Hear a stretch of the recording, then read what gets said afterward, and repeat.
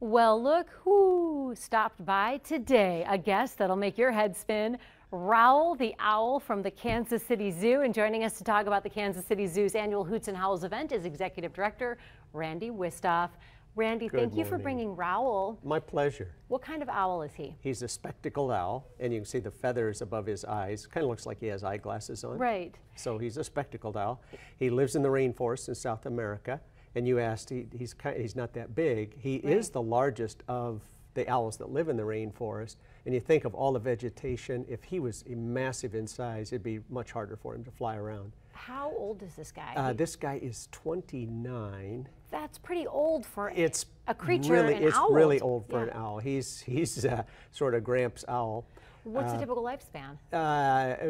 Mid to late 20s. So. I was at the zoo once, and you told me one of the birds, you said don't look them in the eye because they get nervous, but Rowl is cool with eye contact? Rowl's okay. He's pretty mellow, and with his aging, his vision probably isn't what it used to be. So and he's just old and mellow, and he's just happy to be out and about today. What does Rowl eat?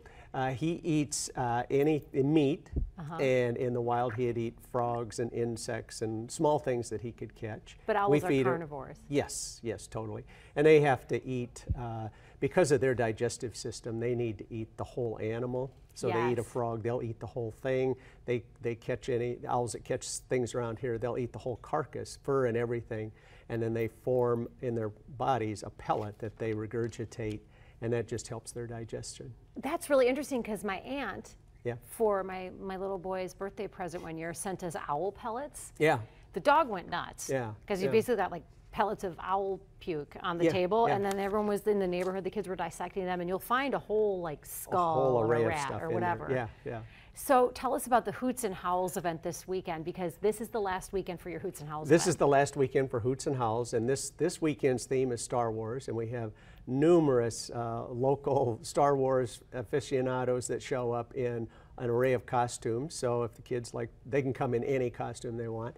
But we have free hay rack rides, pedal tractors, a maze, we have crafts. And you have Boo at the Zoo coming up as well. Boo at the Zoo is next weekend, the last weekend in October, and that's the weekend we we'll just gorge your kid on candy. Okay, so bring them out. We have a lot of candy stations, and then it's free. Speaking of gorging, you have the Great Pumpkin Smash, where you do something with your leftover pumpkins November 4th and 5th. We do. The animals love them, and so we take them around. It's really fun to see the elephants. They'll throw them in their mouth, they'll pop them, they'll step on them.